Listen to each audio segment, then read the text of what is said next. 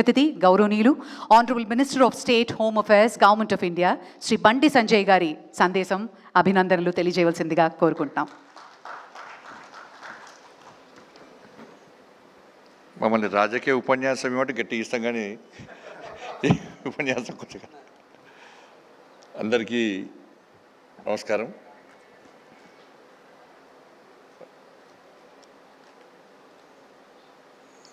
వాసన లోకేష్ గారు డౌట్ వచ్చింది అన్నట్టు. వాళ్ళ కుటుంబం అందరు కూడా సినీ ఫీల్డ్కి వచ్చారు, హీరోలు అయ్యారు, హీరోయిన్లు అయ్యారు. కానీ లోకేష్ గారు ఎందుకో సినీ ఫీల్డ్ పోకుండా ఇటు హీరో అయింది, ఇక్కడ పొలిటీషియన్ అయినట్టున్నారు.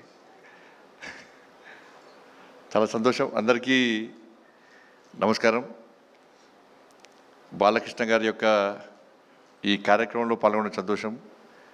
ఇంతకుముందు లోకేష్ గారు చెప్పినట్టు వారిని చూస్తేనేమో 65 ఏళ్ళు వారి వయస్సు, నిజంగా చూస్తానేమో 25 ఏళ్ళ లెక్క కనబడతాడు ఆయన బాలయ్యబాబు గారు. వారి లోపల ఒక బోలాతనం,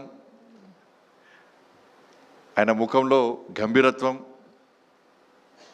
నచ్చిందే చేసే గుణం, నచ్చకుంటే రుద్రతాండవం.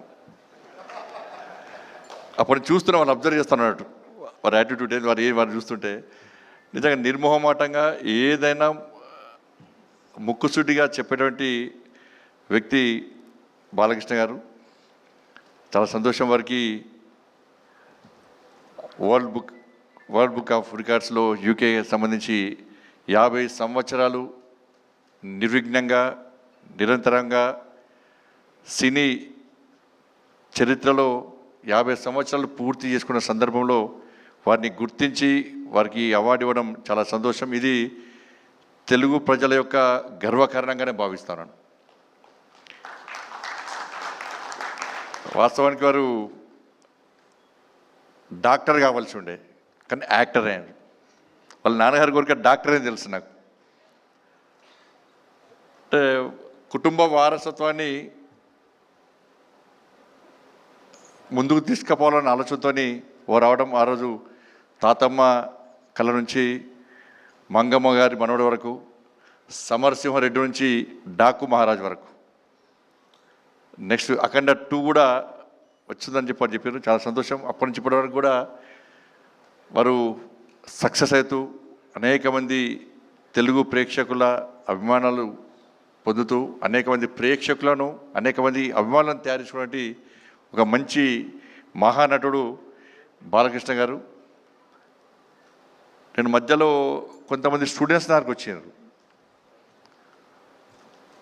అసలు చిన్న సమస్య మీద నాకు వచ్చినప్పుడు వాళ్ళు తొందర పడుతున్నారు.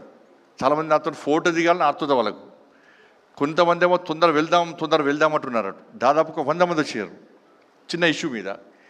మీకు ఇంత తొందర ఎందుకు అంటే, లేదు సార్ ఈరోజు బాలకృష్ణ గారి మూవీ వచ్చింది, మా బ్యాచ్మెంట్స్ అందరం కూడా బెట్టు కట్టుకున్నాం, ఆ బెట్టులో ఒక అతను ఓడిపోయిన తర్వాత బెట్ ఏంది అంటే, ఈరోజు మీ అందరినీ కూడా బాలకృష్ణ గారి మూవీ తీసుకెళ్తా అని చెప్పాను. అంటే క్లాస్ రూమ్లు మొత్తం కాలేజ్ అందరూ కూడా కలిసిపోయి బాలకృష్ణ గారి మూవీ చూడాలనుకోవడం నిజంగా చాలా గొప్పతనం అది. కాబట్టి అందుకే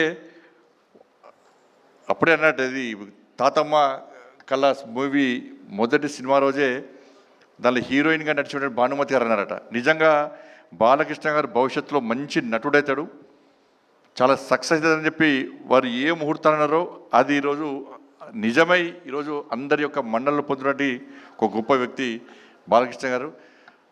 సరే, అనేక సందర్భాల్లో వారి గురించి తెలుసుకొని నేను ఒక సందర్భంలో ఈ సినీ ఫీల్డ్లో చాలా ఇబ్బందులు పడి అనేక ఒడిదుడులు కొడుకు ఎదుర్కొని అనేక అవమానాలు ఎదుర్కొన్నా కూడా ఎక్కడ కూడా వెనుకడి వేయకుండా, నేను అనుకున్న లక్ష్యం చేరుకోవాలి, ప్రజల మన్నను పొందాలి, నేను ఈ సినీ ఫీల్డ్లో సక్సెస్ కావాలని చెప్పి ఒక లక్ష్యాన్ని ఎంచుకొని ముందు పోతున్న తరుణంలో చాలా సందర్భాలు, గతంలో ఎన్టీ రామారావు గారు, స్వర్గీయ ఎన్టీ రామారావు గారి యొక్క చరిత్రను వ్యక్తీకరించి అవాస్తవాలను చూపెడుతున్న తరుణంలో మహానాయకుడు అని చెప్పి అనేక సినిమాలు నిర్మించి వారి యొక్క వాస్తవ చరిత్రను చూపినటువంటి ఒక మంచి వ్యక్తి బాలకృష్ణ గారు.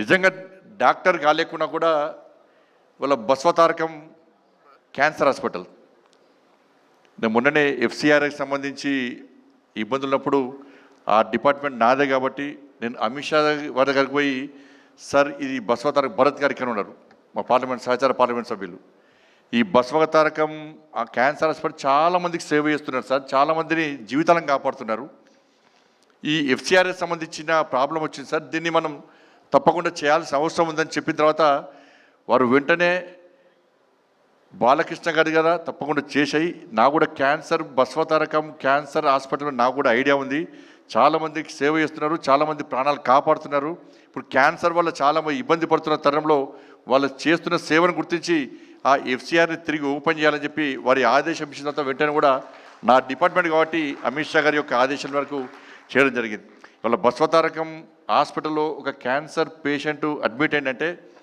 ఒక భరోసా ఒక ధైర్యం ఒక విశ్వాసం వాళ్ళందరూ కూడా అటువంటి ఒక మంచి హాస్పిటల్ ద్వారా ఇవాళ సేవ చేసే ప్రయత్నం చేస్తున్నారు ఇప్పుడే తెలిసి నాకు ఆంధ్రప్రదేశ్లో కూడా తిరిగి బసవతారకం క్యాన్సర్ హాస్పిటల్ కూడా ప్రారంభిస్తుండడం నిజంగా చాలా సంతోషం బట్ ఇటువంటి పరిస్థితుల్లో ఇలా బాలకృష్ణ గారు ఒక మంచి ఈ అవార్డుని తీసుకోవడం ఇది తెలుగు ప్రజల యొక్క గర్వకారణం ఎందుకంటే తెలుగు ప్రజలకు తెలుసు ఆవేశం వచ్చినా ఆక్రోశం వచ్చినా ఆనందం వచ్చినా ఆలోచన వచ్చినా ఒక్కసారి జై బాలయ్య అంటే టెన్షన్ రిలీఫ్ వాళ్ళకందరూ కూడా